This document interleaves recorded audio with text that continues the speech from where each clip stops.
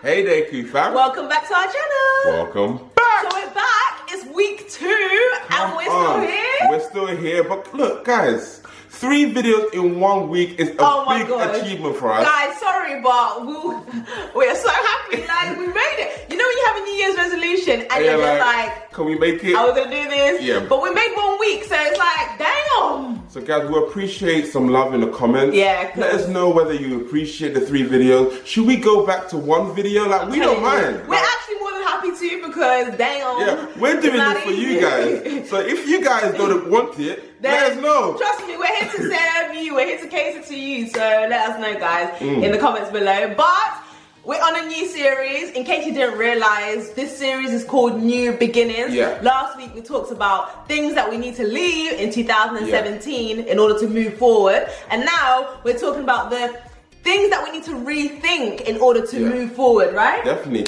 When you think about it, new beginnings all about coming from a fresh perspective. Yeah. And sometimes we're conditioned in a certain way because of society, because of our family. So we need to really look within ourselves and rethink the way that we think and ask ourselves, why do we actually think the way that we do? Why do we actually do the things that we do? Yeah. So in this video, we're going to be talking about a few things that we need to actually look within and rethink. Yes, guys, it's time for our perspectives to be challenged. And if you're new to our channel, welcome to the family. I think it's time you subscribe, guys. Yeah. It's time to subscribe. And let's get into the video. So the first thing that we really need to rethink is, what do we think of ourselves? Yeah. Do we actually see ourselves as worthy of being loved? Because I think situations show otherwise. Yeah, sometimes situations can show otherwise in relationship. This is when you find yourself in a relationship longer than you need to be, and sometimes when you look at the root, it's because you actually don't feel like you're deserving of love. Yeah. So you tolerate certain things in a relationship, like being in a relationship where you're getting physically or emotional abuse, being in a relationship where you're constantly being cheated on, being in a relationship where your worth is actually being dragged through the mud, and you actually don't even get excited to be about your partner, but you stay in longer because you don't feel like you can do better or you can get more love. Yeah, that's so true. Oh my gosh, that was me with my ex. Oh my god. I was just describing my ex. Wait, I was describing my ex because I was with my ex for nearly 3 years and that relationship was not healthy. You know, I just accepted a lot of things because I was like, you know, I'm scared of what's outside. I'm scared that no one else will love me. So I'd rather be in a situation where I'm actually, you know, getting a little bit of love than the love that I deserve. And I was just there for so long. And it wasn't until the last 6 months of the relationship where I was like, actually, I'm a pretty big deal, do you know what I mean? I'm a child of the Most High. I'm gorgeous. My worth was just like, internally, I am secure. So then I was just like, actually, why am I with you? So it was much easier to break up. But I think in relationships, a lot of people are really struggling to love themselves and be secure in who they are, that they accept things that they really shouldn't accept. Yeah. And the thing is, it doesn't actually matter what you've done in the past, because sometimes people can hold your past in front of you and say, this is what you've done, you don't deserve X, Y, and Z, so I'm going to treat you this way. No, it doesn't matter how many mistakes that you've made, you're deserving of love. Even if you've made a mistake up to the 50th time, just believe that you are loved. And the thing is, we can't allow people to come into our world and treat us a certain way. We can actually dictate how people treat us based on what we allow around us. 100%. Another thing that we need to rethink is our preconceptions of people. Basically, that judgmental nature in us that wants to look at someone and be like, okay, you're this type of person, I'll categorize you here. And this is based on the type of people we've experienced before. In the past. So our preconceptions is determined by what we've experienced. Yes. So I know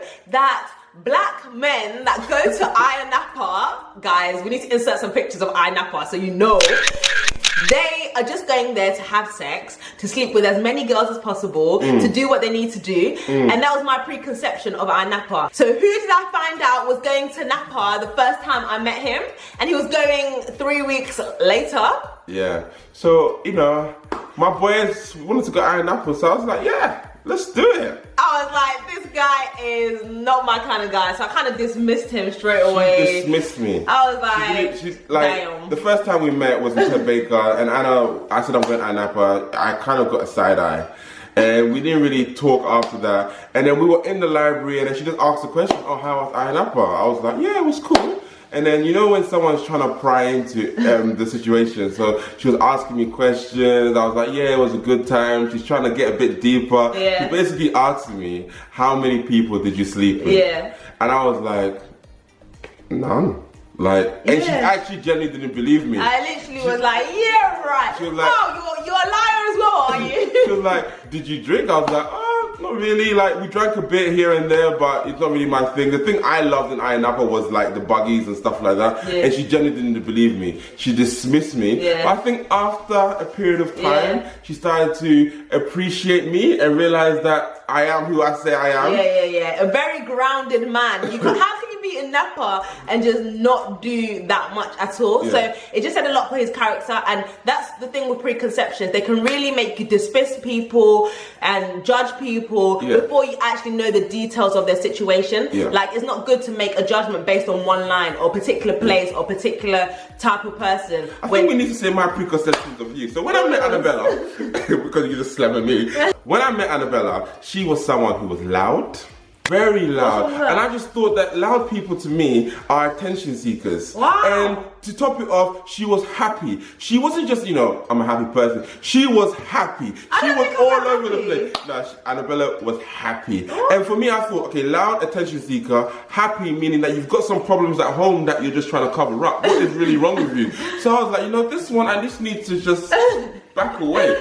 But over time, I began to appreciate that the reason why Annabella is very much expressive in her nature is not for herself or her insecurities or wanting attention. She wants to create an environment for other people to be happy, because happiness is actually contagious. When people are excited, it's contagious. Because you can't come in Annabella's environment and be like, oh, like even me, that's my natural posture. But when I come around Annabella, I'm more like, you know. So because I tend to stay away from loud people, especially as an introvert. Hate loud people. Like, I just, you know, if someone's loud I just leave them. Like, I'll just go in the corner. Yeah. So if I went in with my preconception about she's loud and all these negative things I thought about her, I wouldn't be married to the most beautiful woman in this world. Oh, I love you so much. Love you too, baby girl. But so it's Sorry, important. we're recording. I'm such a words person. I literally love it. Anyway. So it's important for us to reconsider our preconceptions, because our preconceptions determined by our society, our parent, and the way that we've been conditioned to think about people. But we need to really just hold on and think, why do I think this about this race? Why do I think this about men? Allow every person to tell their own story. Don't view someone's story based on someone else that you've encountered. Another thing that we need to rethink is the vibe that we give off. Like, I know people say I am who I am, but we really need to rethink it, because, you know, sometimes the way that we are is not actually good for the people that are around us, right? Like, I am very comfortable in just sitting in the corner, and I don't smile. Not because I'm not happy, it's because my natural face is not to smile. So the vibe I give off is very aggressive. I remember there was one time, this is in my younger days, I was in the club, and I was just walking, and one guy came up to me and goes, "What, we got a problem?" I was like, "Pardon, excuse me? What? What are you talking about?" He's like, "Oh, why are you screwing, man?" Screwing who? I don't even know you. What's the reason for me to screw you? But the vibe that we give off, we actually need to rethink. Sometimes we have to really realize that the way that we think we are is not the way that we're actually coming across to people. And we have to rethink our natural selves so that we can, you know, meet people where they're at, rather than them always having to like press into you. And I think of like me and myself in terms of how loud I am, and sometimes for some people, like if you're a quiet person, you will get scared. Like it could be a little bit intimidating. Sometimes it can come across aggressive. If I'm in the especially mood, when she's telling you to wash up. Sometimes I'll just be like, why did you do it like that? Because that didn't make sense. Anna is very straightforward. And I don't confident. No, it's not even that. It's just I don't even think. No, it's because you're a very confident person. So your confidence could be mistaken to be aggressive, but you're not being aggressive. You're just being yourself. Oh. Yeah. Well.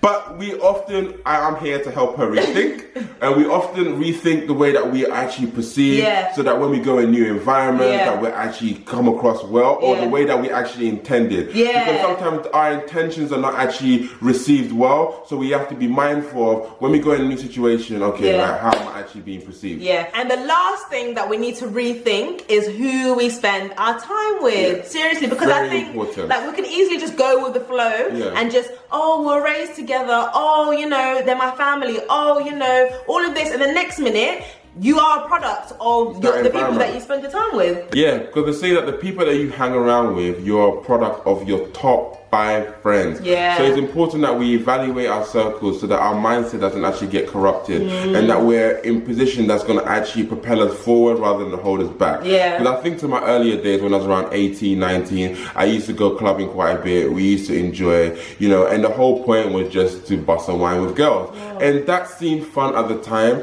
but my value of women was going down. I didn't see them as valuable people. Queens, we are queens. I didn't see them as valuable people. I just saw them almost as objects. So it was good for a thing. And then my talk started to deteriorate. I used to talk about, what girls, rather than looking at their beauty on the inside, would talk about more of their beauty on the outside. And you fantasize about, what you would do, but we're not really seeing a woman's work. So for me, very quickly, probably hit when I was at uni, I was like, nah, this is not really the right thing for me to be doing.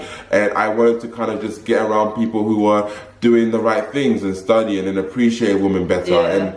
And for me, it's important just to surround yourself with people who are going to help you get better as a person. Because it is really naive for us to think that, we can spend time with all of these people who we never want to become like, or we don't want to do things that they do, and think that we're actually going to be the one that to do ends up something different. No, you're more likely to become like the people you spend your time with. So we have to be intentional about, I need to find better friends. Even if it's just one that I need to start talking to and spending more time with, that's better than saying, I'm just going to stay here and be the difference. Do you know what I mean? And it's the reason why we're saying this is because people are in a situation where they're friends with people who talk negatively about the opposite sex or talk negatively about their partner.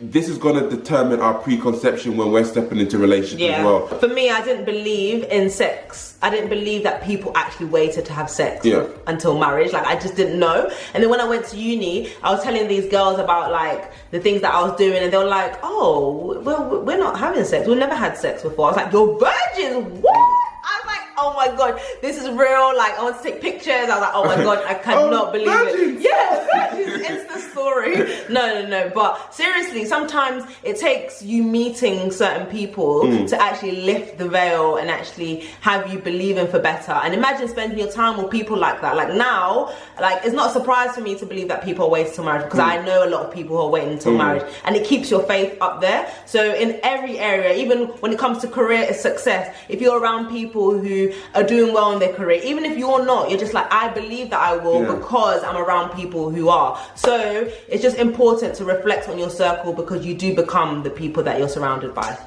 Yes. That's the end of the video, guys. That was part 2 of New Beginnings, where we really need to rethink our preconceptions about ourselves, about others, about the things that we do, and all of that jazz, so that we can be better. Because we're all on this journey, Deku Fam, of being better. 100%. We are not going to stay the same as we are today. No. 2018 is the year of personal development.